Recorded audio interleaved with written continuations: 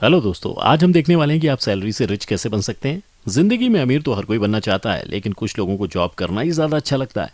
और ऐसे में वो सोचते हैं कि वो जॉब करके और सैलरी कमा के कैसे रिच बन सकते हैं।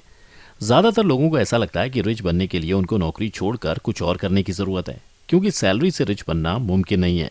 लेकिन आपको बता दें दोस्तों, ऐसा नहीं है। आप सैलरी से भी रिच बन सकते हैं। तो अगर आप भी इनमें से एक हैं और ये जानना चाहते हैं कि सैलरी से रिच कैसे बन सकते हैं, तो वीडियो को आखिर तक ज़रूर देखें, क्योंकि आज हम आपको कुछ ऐसे तरीके बताने वाले हैं जिनको अपनाकर आप सैलरी से भी रिच बन सकते हैं। तो दोस्तों, अगर आप भी उन तरीकों के बारे में जानना चाहते हैं तो इस वीडियो को अंत तक ज़रूर देखें। तो चलिए दोस्तों, देखते हैं कि वो तरीके कौन कौन से हैं। नंबर 1, सैलरी से पैसे बचाएं और निवेश करें। दोस्तों, आपको ये जानकर हैरानी होगी, लेकिन अमीर लोग हर महीने अपने 50% पैसे बचाते हैं और उन 50% पैसों को वहां निवेश करते हैं जहां उनको अच्छे रिटर्न मिले। ऐसे में दोस्तों, अगर आप भी निवेश में 30 साल के लिए 800 रुपए हर महीने अपनी सैलरी से बचाते हैं और निवेश करते हैं, जो सालाना 15% देता है, तो ऐसे में आप आसानी से 55 लाख रुपए जमा कर सकते हैं। और यही बुद्धिमानी से निवेश करने का तरीका है। इसलिए दोस्तों, अगर आपकी उम्र कम है तो इक्विटी या स्टॉक में अपनी बचत का एक बड़ा हिस्सा निवेश करें, और ऋण केवल आपकी बचत का एक छोटा सा हिस्सा होना चाहिए। इसके अलावा आप म्यूचुअल फंड की मदद से भी अपनी बचत को विभिन्न प्रकार के फंडों में फैला सकते हैं। इसके अलावा आप अपने रियल एस्टेट में भी पैसे लगा सकते हैं। इसलिए दोस्तों, सबसे पहले आपको अपनी सैलरी में से पैसे बचाना बहुत ज़रूरी है, क्योंकि उसके बाद ही आप निवेश कर पाएंगे। नंबर 2, खर्च से बचें। दोस्तों, आपने देखा होगा कि अमीर इंसान हमेशा ऋण से मुक्त रहते हैं, और ज़्यादातर अमीर लोग अपने ऊपर कोई भी व्यक्तिगत ऋण नहीं लेते हैं। लेकिन एक आम आदमी कर्ज लेता है, क्योंकि उनके पास अब खर्च करने के लिए पैसा नहीं है। जब आप पैसे खर्च करना चाहते हैं और आपके पास पैसे ना हो, तो आपको ऋण की ज़रूरत होती है। इसलिए आप अपनी भविष्य की आय उधार लेते हैं और उस आय को भारी ब्याज के साथ चुकाते हैं। यदि आप कमाने से ज़्यादा चुकाते हैं तो आप कभी भी अमीर नहीं बन पाएंगे। ऋण या खर्च हमारी आय की शक्ति को दूर कर देते हैं, क्योंकि अंत में वे बैंक या वित्तीय संस्थान के खाते में जमा हो जाते हैं। मान लीजिए कि अगर आप 15 साल के लिए हर महीने 20,000 रुपए की ईएमआई का भुगतान कर रहे हैं, तो आप 36 लाख रुपए का भुगतान करने में असमर्थ हैं। यदि आप कर्ज लेते हैं तो आप कभी भी अमीर नहीं होंगे। इसलिए आपको अपने पैसों को हमेशा सोच समझ कर ही खर्च करना चाहिए, ताकि आपको कर्जा लेने की जरूरत ना पड़े। दोस्तों, आप लग्जरी कार या महंगे मोबाइल जो नए नए बाजार में आए हैं, उनको खरीदने से पहले खुद से पूछिए कि क्या आपको वाकई इसकी ज़रूरत है, या फिर आपके नज़दीकी पड़ोसी या दोस्त ने खरीदा है इसलिए आप खरीद रहे हैं। दोस्तों, अक्सर देखा जाता है कि सबसे बुद्धिमान लोग भी अपने पैसे के साथ बेवकूफ़ाना हरकतें करते हैं, चाहे वो लापरवाह खर्च या समय के साथ जुड़ने वाले छोटे छोटे खर्च हों, और बाद में चिंता करते रहते हैं कि उनके पैसे कहाँ चले गए। तो इन खर्चों के कारण उनकी कड़ी मेहनत वाले पैसे खर्च हो चुके होते हैं। इसलिए दोस्तों, खर्चा हमेशा सोच समझ कर ही करना चाहिए, तभी आप अमीर बन सकते हैं। नंबर 3, समय पर बिलों का भुगतान करें।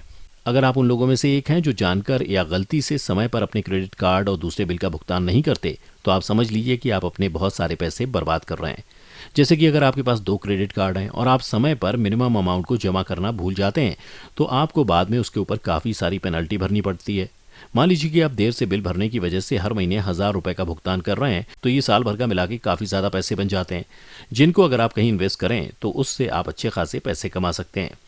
दोस्तों, इस उदाहरण से आप समझ सकते हैं कि समय पर हमारे बिलों का भुगतान नहीं करना सबसे बड़ी गलतियों में से एक है, जिसे हम आमतौर पर करते हैं और जिससे पहले से बचा जाना चाहिए।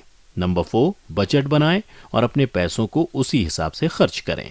दोस्तों, पैसा बर्बाद करने से बचने और पैसे बचाने का एक और तरीका है हर महीने की शुरुआत में एक साधारण बजट बनाना। और ये आपको सैलरी के आने से पहले करना है, ना कि सैलरी आने के बाद।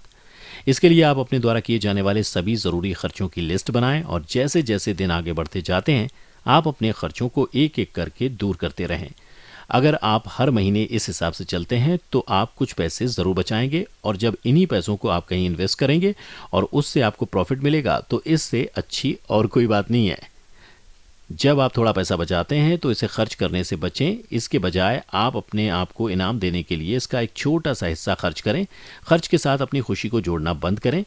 इसके बजाय बचत के साथ खुशी को जोड़ें। यदि आप खर्च करना बंद नहीं कर सकते हैं, तो आप जितना खर्च करेंगे उतना बचाने की कोशिश करें। ये भी मदद कर सकता है दोस्तों, और इस तरह से आप अपने पैसों को बचाकर उनको इन्वेस्ट कर सकते हैं। नंबर 5, तत्काल संतुष्टि बंद करो।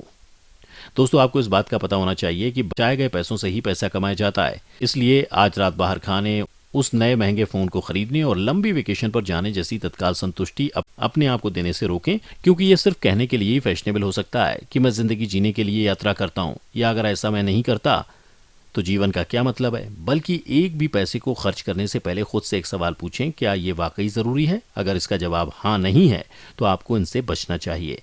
अपने आसपास के लोगों को देखकर दबाव में ना आए सिर्फ इसलिए कि आपके करीबी दोस्त, परिवार या परिचित कुछ कर रहे हैं। इसका ये मतलब कतई नहीं है कि आपको भी उस पर खर्च करना होगा, बल्कि अपनी सीमा खुद तय कीजिए और पैसे खर्च करने के बजाय उसे बचाने और इन्वेस्ट करने की सोचिए, क्योंकि सही जगह इन्वेस्ट करके ही आप अमीर बन सकते हैं। नंबर 6, कंपाउंडिंग की मदद से अमीर बने।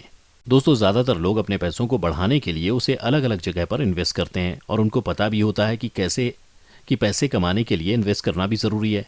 लेकिन ज़्यादातर लोग सोचते हैं कि उनको सिर्फ कुछ समय तक अपने पैसों को बचाना है और फिर उसके बाद उनको इन्वेस्ट करना है, जिससे इनको हर साल कुछ ना कुछ इंटरेस्ट मिलता रहेगा। लेकिन जो अमीर लोग होते हैं वो कंपाउंडिंग के बारे में अच्छे से जानते हैं और इसी वजह से वो अमीर बन पाते हैं, जिसका मतलब ये है कि इन्वेस्ट करने के बाद उनको मिले ब्याज के ऊपर भी ब्याज मिलता रहता है, जिससे उनके पैसे बढ़ते जाते हैं। और ये तरीका अपनाकर अगर आप अपने 1,000 रुपये इन्वेस्ट करते हैं तो इस पर आपको 7% इंटरेस्ट मिलेगा और ऐसे में आपके पैसे अगले कुछ सालों में डबल से भी ज़्यादा हो जाएंगे। पावर ऑफ कंपाउंडिंग का फ़ायदा जानने के लिए ये भी ज़रूरी है फ़ायदा पाने के लिए ये भी ज़रूरी है कि आप जहां कहीं भी इन्वेस्ट करें तो उसे लंबे समय के लिए इन्वेस्ट करें, क्योंकि अगर आप कम समय के लिए अपने पैसे इन्वेस्ट करेंगे और उसके बाद आप उसको निकाल लेंगे तो आपको उन पैसों का सिर्फ इंटरेस्ट ही मिलेगा। लेकिन अगर आप उनको लंबे समय तक के लिए या काफ़ी सालों तक के लिए इन्वेस्ट करते हैं तो आपको अपने इंटरेस्ट के ऊपर भी इंटरेस्ट मिलेगा और ऐसे में आप अपने पैसों से काफ़ी ज़्यादा पैसे कमा पाएंगे। तो दोस्तों, ये हैं कुछ तरीके जिनको अपनाकर आप सिर्फ सैलरी से भी रिच बन सकते हैं। तो दोस्तों, आज की वीडियो में बस इतना ही। हमें उम्मीद है कि आप इन सभी ज़रूरी बातों को ध्यान में रखेंगे और हमें अपने एक्सपीरियंस कमेंट करके ज़रूर बताएंगे। इसके अलावा अगर आपको हमारी वीडियो अच्छी लगी और आप ऐसी और भी एंटरटेनिंग वीडियोस देखना चाहते हैं तो हमारे चैनल AP दुबे को लाइक करें, सब्सक्राइब करें और साथ ही बेल आइकन को प्रेस करना ना भूलें, ताकि आपको लगातार हमारे चैनल से जुड़े सभी अपडेट्स मिलते रहें। तब तक के लिए धन्यवाद।